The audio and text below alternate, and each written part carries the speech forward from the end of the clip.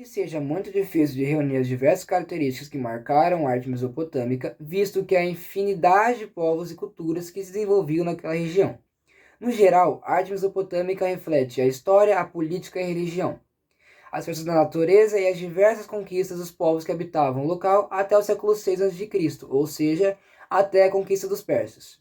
Os principais materiais que eram utilizados para a produção da arte mesopotâmica eram a argila, o adobe, a terracota, a cerâmica, o cobre, o bronze, o basalto, o ouro, a prata, o estanho, o alabastro, o junco, o marfim e ainda diversas pedras preciosas.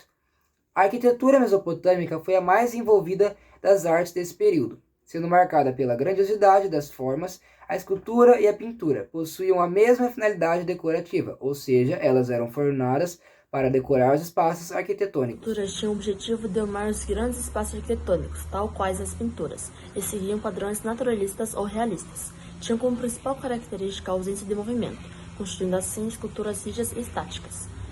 Ainda que algumas esculturas foram produzidas em pedra, a maioria delas eram feitas em argila, as quais retratavam seres humanos, mitológicos, animais e deuses, de maneira frontal, sejam em pé ou sentados. Os mesopotâmicos. Muitas pinturas eram feitas para enfeitar os templos e os palácios. Eles utilizavam várias cores e mosaicos para retratar cenas do cotidiano, gerais, rituais, deuses, etc. As construções arquitetônicas eram muito grandes e possuíam arcos, pinturas, murais, esculturas e decorações em baixo relevo, principalmente nos templos e palácios. Essas construções eram feitas de argila e tijolos cozidos no sol. Como principal exemplo temos o Ziggurat de Ur, que foi um templo em forma de pirâmide criado pelos sumérios para adorar os deuses. A arte mesopotâmica representa as diversas manifestações artísticas, que são pintura, escultura, arquitetura e artesanato, que foram desenvolvidas pela civilização mesopotâmica por cerca de 4.000 anos.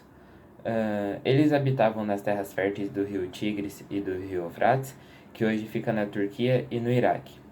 E os principais povos mesopotâmicos foram os sumérios, os acádios, os assírios, os caldeus e os babilônicos.